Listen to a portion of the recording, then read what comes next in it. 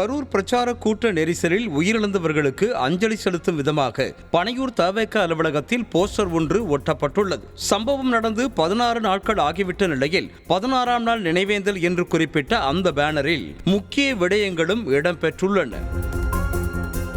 கரூர் வேலுச்சாமிபுரத்தில் தவேக தலைவர் விஜய் செப்டம்பர் 27ஆம் தேதி பரப்புரை மேற்கொண்ட போது அங்கு ஏற்பட்ட கூட்ட நெரிசலில் சிக்கி 41 பேர் உயிரிழந்தனர். ஒட்டுமொத்த தமிழ்நாட்டையுமே உலுக்கி போட்ட இந்த விவகாரத்தில் செப்டம்பர் 30ஆம் தேதி வீடியோ வெளியிட்டாலும் அந்த சம்பவத்திற்காக வருத்தமோ மன்னிப்போ கேட்காத விஜய் தேவையின்றி முதலமைச்சர் மு.க.ஸ்டாலினுக்கு சவால் விடுத்தார்.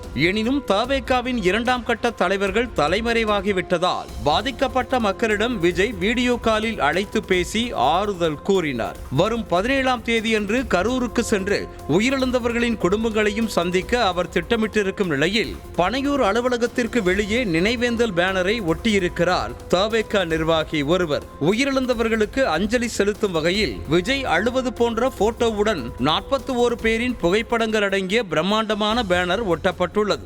அந்த பேனரில் உங்கள் ஆத்மா சாந்தியடையட்டும், உங்கள் எண்ணங்கள் ஈடேற சபதம் ஏற்போம் என்ற வாசகமும் இடம்பெற்றிருக்கிறது. அரியலூர் மாவட்டத்தைச் சேர்ந்த நிர்வாகி ஒட்டிய இந்த போஸ்டர் தற்பொழுது பேசுபொருளாவதற்கு மற்றொரு காரணமும் சொல்லப்படுகிறது.